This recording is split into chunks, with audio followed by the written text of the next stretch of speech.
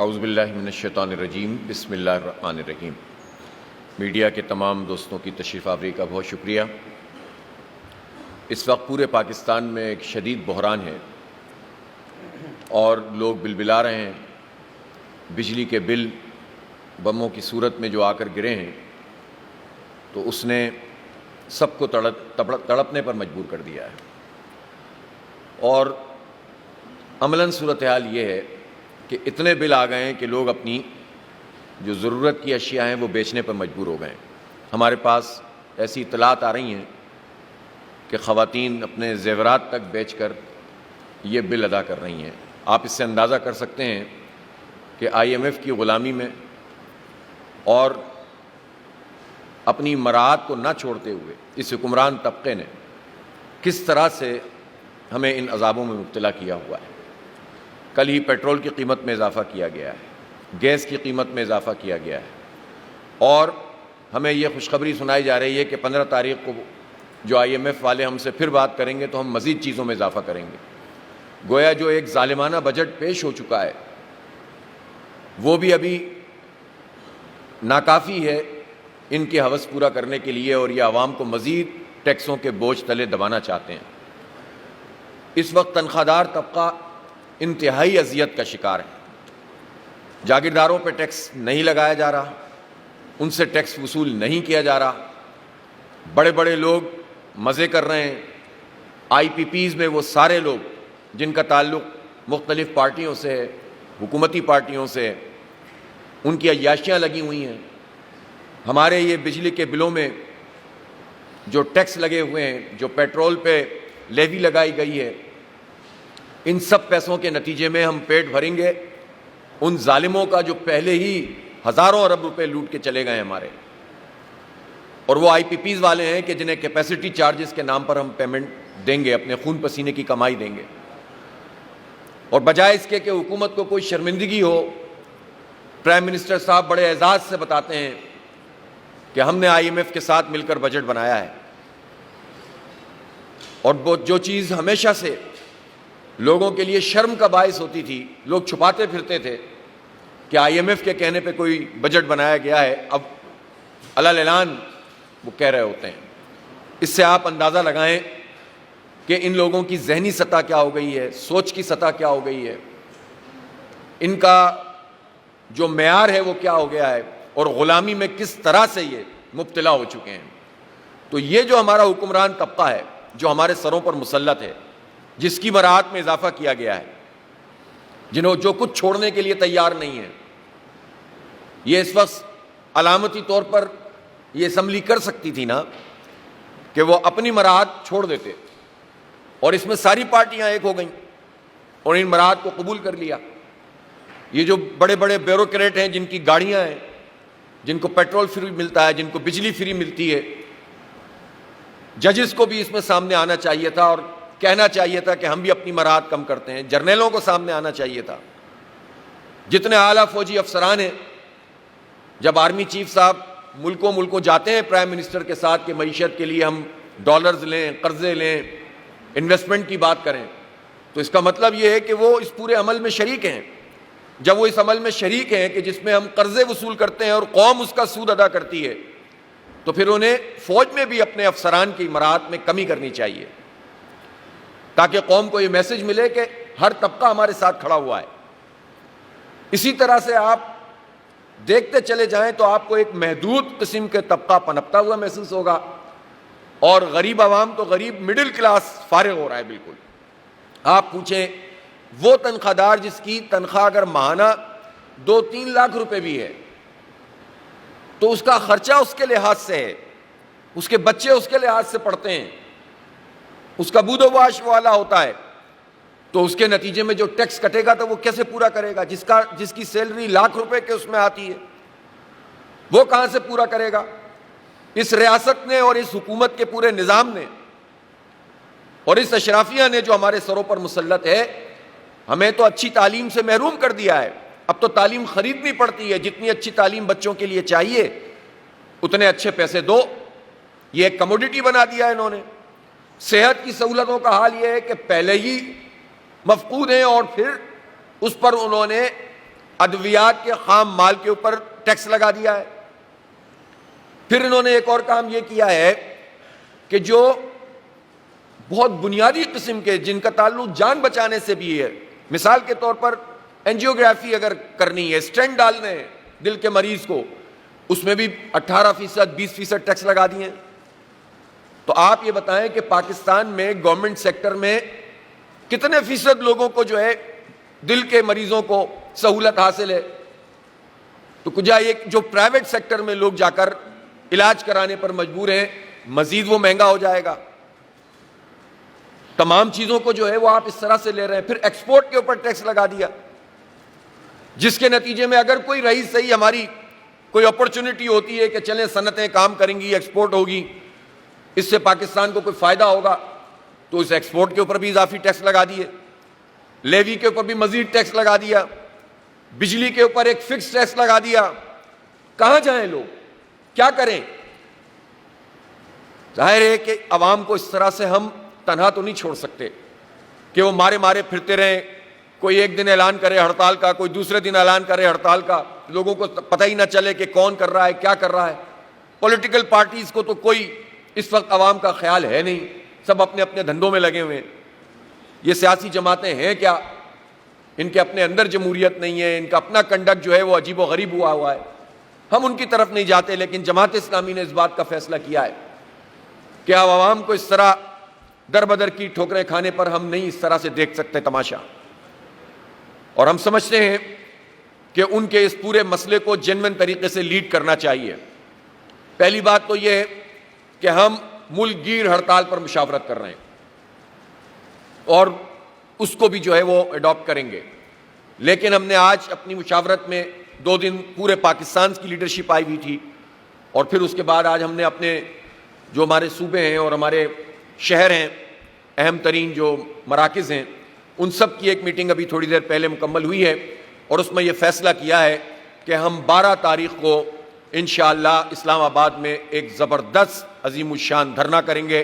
یہ احتجاجی دھرنا بجلی کے بلوں میں کمی کے لیے ہوگا، ٹیکسوں کی کمی کے لیے ہوگا، مراعات یافتہ طبقے کو اپنی مراعات ختم کرنی ہوں گی، بجلی کے پر یونٹ ویلیو کو کم کرنا ہوگا اور ان ٹیکسز کے نظام کو ختم کرنا ہوگا، اور یہ جو ظالمانہ سلیب سسٹم ہے کہ 200 یونٹ پر آپ کی 2000 ہوں گے، 4000 ہوں گے، 2000 ہوں گے، اور اس کے بعد آپ 1 یونٹ بڑھ جائے تو 5000 روپے میں اضافہ ہو جائے، یہ سلیب سسٹم کے خلاف، اس کے خلاف یہ دھرنا ہوگا، اور ہم وہاں بیٹھیں گے، اور پھر ہم دیکھتے ہیں کہ حکومت کس طرح سے یہ ظالمانہ اقدامات کر رہی ہے۔ ان کو پیچھے ہٹنے پہ انشاءاللہ اللہ نے چاہا تو ہم مجبور کریں گے۔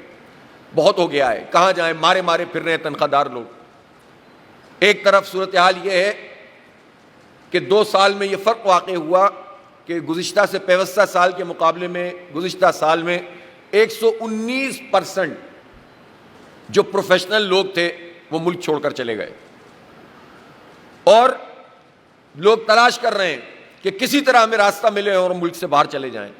یہ ڈاکٹرز، یہ انجینئرز، یہ آئی ٹی اسپیشلسٹ، یہ پروفیشنل لوگ، یہ چارٹرڈ اکاؤنٹنٹس، یہ اگر ملک میں نہیں رہیں گے تو کون چلائے گا نظام؟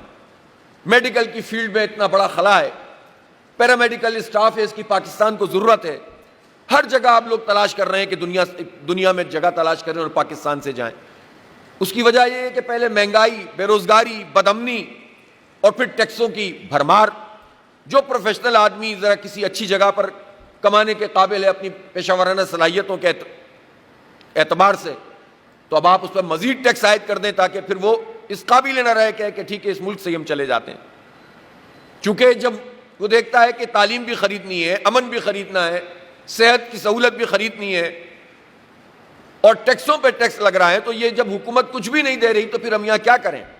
اور یہ وہ ایک عمومی رجحان ہے جو پاکستان کے نوجوانوں میں پیدا ہو چکا ہے، جو پاکستان کے لیے اچھا نہیں ہے۔ اس حکمران طبقے نے ہمارے نوجوانوں کو یہ پاکستان دیا ہوا ہے، ہم اس پاکستان کو ان ظالموں کے ہاتھ میں دے کر مزید برباد نہیں کر سکتے۔ 25 کروڑ لوگ باہر نہیں جا سکتے، 30 سال تک کی عمر کے تقریباً 60% لوگ ہیں اس میں سے، آپ اندازہ لگائیے، یہ کوئی 15 کروڑ کی تعداد بنتی ہے۔ 15 کروڑ لوگ کیا ملک سے باہر چلے جائیں گے؟ تو پھر کیا کریں گے؟ منشیات کے اڈے کھلے ہوئے ہیں، اسٹریٹ کرمنل پیدا ہو رہے ہیں، اور رہی صحیح کسر یہ ہے کہ بس ہر چیز کو کنٹرول کرنے کے لیے طاقت کا استعمال کرو، آپریشن کرو۔ اس مائنڈ سیٹ کے ساتھ اس ملک کو چلایا جا رہا ہے، مرضی کے نتیجے حاصل کرو، فارم 47 کی حکومتوں کو مسلط کرو، اور اس طرح سے جو ہے وہ پورے کے پورے اقتدار پہ قبضہ کر لو اور عیاشیاں کرو، لوٹ مار کرو، تو یہ تو نہیں چلے گا۔ پاکستان کے ان نوجوانوں کو، پاکستان کے ان عوام کو ہم اس طرح سے تنہا نہیں چھوڑ سکتے۔ 12 تاریخ کو انشاءاللہ یہ تاریخی دھرنا ہوگا اسلام آباد میں، یہ جماعت اسلامی کا دھرنا ہے۔ حکومت سے کہتا ہوں کہ وہ ہوش کے ناخن لے، وہ اپنی چیزوں کو ٹھیک کرو، عوام کو ریلیف دو، بجلی کے بل کم کرو، ٹیکس کم کرو، کوئی دوسری صورت نہیں ہے اس کے علاوہ۔ ہم وہاں بیٹھیں گے اور پھر بیٹھیں گے، اور پھر اس کے بعد وہیں سے بیٹھ کر بات کریں گے، پھر پورے پاکستان میں بھی اس تحریک کو وہیں سے بیٹھ کر چلائیں گے انشاءاللہ۔ یہ حق دو عوام کو تحریک ہے، یہ حق دو پاکستان کو تحریک ہے، یہ جماعت اسلامی نے شروع کر دی ہے۔ ابھی کوئی انتخاب نہیں ہے، ہم اس طرح کی پارٹی نہیں ہے کہ جب انتخاب ہو تو پارٹیاں طلوع ہو جائیں اور انتخاب ختم ہو تو پارٹیاں غروب ہو جائیں۔ ہم جو سیاست کرتے ہیں وہ عوام کی بنیاد پر کرتے ہیں، اس کو عبادت سمجھ کے کرتے ہیں، عوام کے ایشوز پر کرتے ہیں۔ ہماری سیاست نفرت کی نہیں ہے، افراد کی نہیں ہے، ہماری سیاست جو ہے عوام کے حق کی خاطر ہے۔ اس لیے حق دو عوام کو تحریک ہم شروع کر رہے ہیں، اور 12 تاریخ کو انشاءاللہ تاریخی دھرنا ہوگا، اور اس دوران میں ہڑتال کے حوالے سے بھی ہم مشاورت کر رہے ہیں۔ میں تاجروں سے بھی کہتا ہوں، صنعت کاروں سے کہتا ہوں، خاص طور پر یہ جو تنخواہ دار طبقہ ہے، مڈل کلاس لوگ ہیں، پروفیشنل لوگ ہیں، وہ ہماری اس تحریک کا حصہ بنیں۔ پاکستان میں کوئی اور نہیں ہے کہ جو ان حالات میں ان کو لیڈ کر سکتا ہو۔ جماعت اسلامی اپنا فرض ادا کر رہی ہے، اور یہ دائرہ جتنا وسیع ہوگا، جو مظلوم طبقات ہیں، محروم طبقات ہیں، جو اس مراحت یافتہ اور اشرافیہ سے متاثرہ لوگ ہیں، یہ جتنا ہمارے اس پورے نظام میں، اس کام میں ساتھ آتے چلے جائیں گے، ملتے چلے جائیں گے، انشاءاللہ ایک قوت بنتی چلی جائے گی۔ اس کے علاوہ کوئی دوسرا راستہ نہیں ہے۔ پاکستان کسی انارکی کا، کسی افراتفری کا متحمل نہیں ہو سکتا۔ اس لیے آج بہت ساری ایسی باتیں ہیں کہ ظاہر ہے کہ تفصیل سے مختلف موضوعات پہ کی جا سکتی ہیں، لیکن میں فوکس ہو کر یہ بات کہہ رہا ہوں کہ حق دو عوام کو تحریک شروع ہو گئی ہے۔ 12 تاریخ کو اسلام آباد میں تاریخی دھرنا ہے، اور ہڑتال کے آپشن پر ہم بات کر رہے ہیں۔ مزید بھی تمام چیزیں پھر وہیں دھرنے میں بیٹھ کر طے ہوں گی۔ حکومت کے پاس کوئی دوسرا آپشن نہیں ہے سوائے اس کے کہ وہ عوام کو ریلیف دے، ٹیکسوں کو کم کرے، بجلی کے بلوں کو کم کرے۔ آپ اندازہ تو لگائیے کہ لوڈ شیڈنگ کی صورتحال ملک میں کتنی خطرناک ہے۔ شدید گرمی اور شدید لوڈ شیڈنگ، کیوں؟ بجلی پیدا کرنے کی صلاحیت 41,000 میگا واٹ ہے، کنزمپشن ہماری 30,000 میگا واٹ ہے تقریباً، ایوریج لگائیں تو اور کم ہے، پیک لگائیں تو 32,000 ہے۔ تو یہ جو 9-10 ہزار میگا واٹ اضافی صلاحیت موجود ہے، لیکن بجلی موجود نہیں ہے۔ بجلی موجود ہے تو ٹرانسمیشن لائنیں موجود نہیں ہیں۔ کرپشن ہے، کرپشن ہے اور کرپشن ہے۔ ٹیکس لگائے جاؤ، بل بڑھائے جاؤ۔ ایک کے الیکٹرک مافیا ہے کراچی میں، 1,000 لوگ اس شدید گرمی میں انتقال ہو گیا ہے گرمی کی وجہ سے۔ کیوں ہو رہے ہیں انتقال؟ اس لیے ہو رہے ہیں کہ گرمی شدید ہے اور بجلی آ نہیں رہی۔ وہ دعویٰ کرتا تھا کہ الیکٹرک والے کہتے تھے کہ ہم نے 70% علاقے کو لوڈ شیڈ فری کر دیا ہے۔ 14 گھنٹے کی لوڈ شیڈنگ ان علاقوں میں ہو رہی ہیں جو لوڈ شیڈنگ فری ہیں، اور باقی علاقوں کو تو آپ چھوڑ دیں۔ اور صورتحال یہ ہے کہ جب ٹھنڈا پانی نہیں، فریج نہیں کام کر رہا، اسپتالوں میں کولنگ سسٹم ڈاؤن ہو رہے ہیں، لوگ اپنے لوگوں کو لے لے کے گھوم رہے ہیں۔ اور 2015 میں بھی یہی سب کچھ ہوا تھا، 5,000 لوگ ہلاک ہو گئے تھے اس وقت ہیٹ ویو میں، اور فیلئر تھا کہ الیکٹرک کا۔ یہ ہے گورنمنٹ کی پرائیویٹائزیشن۔ 19 سال سے ایک ادارہ پرائیویٹائز ہوا ہے، سب سے زیادہ لائن لاسز اس کے ہیں۔ جنریشن 2005 کے مقابلے میں 12-13% کم ہو گئی، ٹرانسمیشن لائنیں بوسیدہ، لائن لاسز سب سے زیادہ، سب سے مہنگی بجلی بناتا ہے، پاکستان کی معیشت پہ بوجھ ہے۔ چند مراحت یافتہ لوگوں کو کہ الیکٹرک مافیا خرید لیتی ہے، طاقتور لوگوں میں سے، حکومت میں سے، اور پاکستان کے عوام پر، کراچی پر، کراچی منی پاکستان ہے۔ کوئی گاؤں گوٹھ دیہات ایسا نہیں ہوگا جہاں کا کوئی فرد کراچی میں رہتا نہ ہو یا پڑھا نہ ہو اس نے۔ وہ پاکستان کی معیشت میں 50% ایکسپورٹ میں کنٹریبیوشن ہے اس کا، ٹیکس میں 42% دیتا ہے، ریونیو 67% دیتا ہے۔ تو اس شہر کے ساتھ یہ سلوک کیا ہوا ہے کہ صنعتوں کو پانی نہیں، بجلی نہیں، گیس نہیں. اس شہر کے ساتھ یہ سلوک کیا ہوا ہے کہ آپ بیڑا غرق کیے، سب سے زیادہ ٹیکس دینے والے شہر کے ساتھ یہ سلوک ہے. اور پھر اس کے بعد جب گرمی ہے تو پورا سسٹم ڈاؤن ہو گیا ہے. یہ کہ الیکٹرک مافیا، نیپرا اور حکومت کا شیطانی اتحاد ہے، اور یہی شیطانی اتحاد مختلف لیسکو، ہیسکو، پیسکو، پیپکو اور ان سب جو ڈسکوز ہیں، وہ حکومت اور نیپرا ایسا شیطانی چکر ہے کہ جس نے پاکستان کے عوام کو برباد کر دیا ہے. اور آئی پی پیز جو بنی ہوئی ہیں، یہ لوٹ کے کھا گئے، ہمیں برباد کر کے ہمیں رکھ دیا. اب ان کو پیچھے ہٹنا پڑے گا. اس لیے یہ حق دو عوام کو تحریک انشاءاللہ آگے بڑھے گی. آپ سب لوگوں کی تشریف آوری کا بہت بہت شکریہ.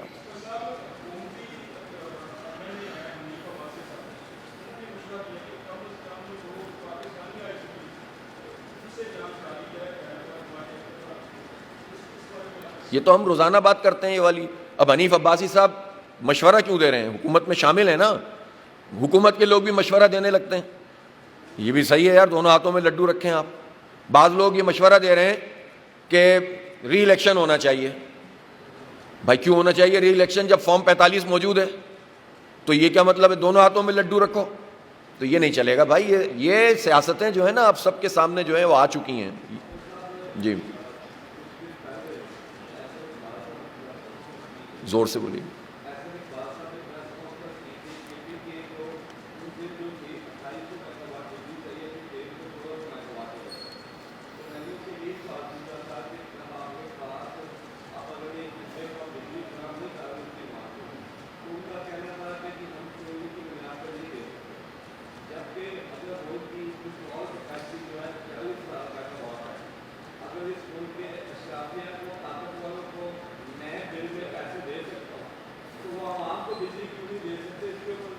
نہیں بالکل یہی تحریک ہے. یہ سب چیزیں اس میں شامل ہیں. وہ کیسے کہہ سکتے ہیں کہ بجلی چوری کرتے ہیں فلاں جو چوری کرتا ہے اس کو پکڑو نا. آپ کے پاس وہ میکینزم کیوں نہیں ہے؟ یہ کیسے ممکن ہے کہ ایک علاقے میں اگر 10 لوگ چوری کر رہے ہیں تو 90 لوگوں کو آپ سزا دیں جو چوری نہیں کر رہے؟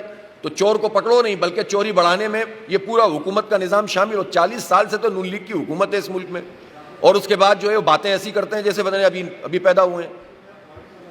جی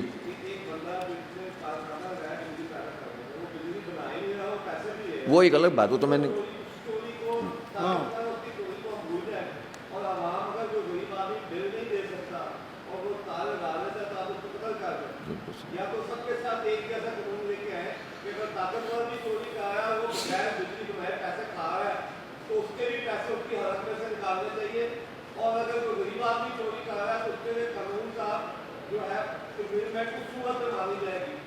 بالکل آپ کی بات سے اتفاق ہے. اور آپ کے سوال میں وہ پورے جذبات موجود ہیں جو پاکستان کے 25 کروڑ عوام کے جذبات ہیں کہ یہ چوری کریں، ڈاکے ڈالیں اور اس کے پیسے پاکستان کے لوگ اپنے بلوں میں ادا کریں.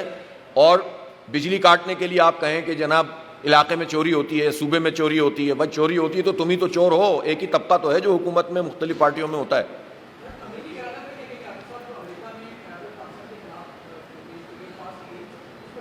نہیں دیکھیں ہمارے اصولاً بالکل واضح موقف ہے. حکومت گرانے کے حوالے سے بھی امریکی مداخلت ناجائز تھی، اور پاکستان کے اندرونی حالات کے حوالے سے جو قرارداد پاس کی گئی وہ بھی قابل قبول نہیں ہے. اس لیے اسٹانس بالکل واضح ہے. کسی ملک کو یہ اختیار، ان کے اپنے مسائل بہت ہیں. وہ جو امریکہ اتنا اسلحہ فراہم کر رہا ہے اسرائیل کو انسانوں کو قتل کرنے کے لیے اور برباد کر کے رکھ دیا ہے، پشت بانی کر رہا ہے، دہشت گردی میں معاونت کر رہا ہے، اس پر بات ہونی چاہیے. تو ہمارے اندرونی معاملات ہیں، ہم اس کو ایڈریس کر رہے ہیں. اور افسوسناک بات یہی ہے کہ اپنے اندرونی معاملات چونکہ ہم ایڈریس ہی نہیں کر پاتے، اتنی جال سازی ہو رہی ہے اور اتنا ایکسپوزڈ دھاندلی ہو رہی ہے کہ پھر دوسروں کو موقع ملتا ہے ہمارے متعلق بات کرنے کا اور جگہ سائی کا. لیکن اس سب کے باوجود کسی ملک کو یہ اختیار حاصل نہیں ہے کہ وہ پاکستان کے اندرونی معاملات میں مداخلت کرے.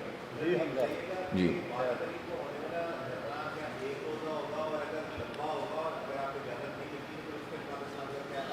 اول تو یہ ہے کہ اجازت ہم لیں گے نہیں ان سے، دھرنا کریں گے انشاءاللہ، اور روکیں گے تو بھگتیں گے، سیدھی بات ہے.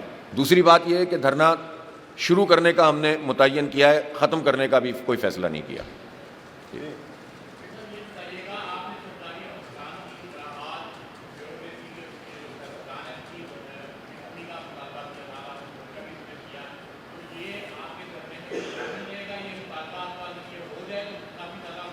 بالکل ہوگا، بالکل ہو. میں نے تو عرض کیا نا کہ جتنا بھی بیوروکریسی نہیں، سول اور فوجی بیوروکریسی دونوں بات کریں. اور جو مراد لے رہا ہے ہمارے خون پسینے کی کمائی سے، وہ مراد کم ہونی چاہیے. کوئی آدمی محنت کرتا ہے اس کو اجرت ملنی چاہیے، لیکن مراد کیوں دیں گے ہم؟ جی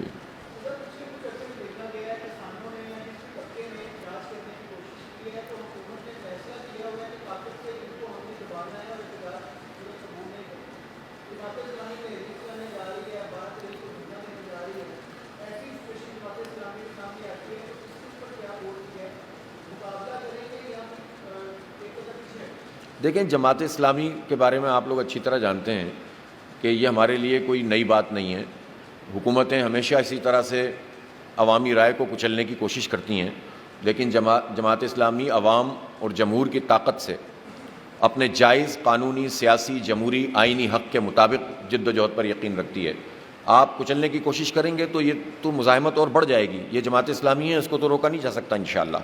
اور یہ حکومت سوچے بھی نہ یہ کام کرنے، بہت مشکل میں آ جائے گی. زور سے بولیے گا.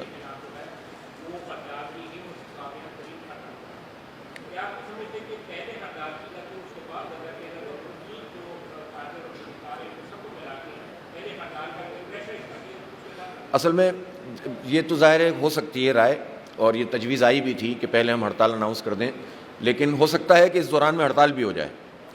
ہو سکتا ہے، کیونکہ ہم مشورہ کر رہے ہیں. ہم یہ چاہتے ہیں کہ اس میں جو اسٹیک ہولڈرز ہیں ان کا اعتماد حاصل کر لیں، اور ایک اچھی، تاکہ ایک بالکل زبردست قسم کی اسٹرائک ہو. تو اگر وہ پہلے ہو گیا تو ہم پہلے اناؤنس کر دیں گے، ورنہ پھر ہم وہاں دھرنے پہ بھی موجود ہوں گے اور اسٹرائک بھی جو ہے وہ انشاءاللہ کال کر سکتے ہیں. بہت شکریہ. شکریہ جناب، تھینک یو.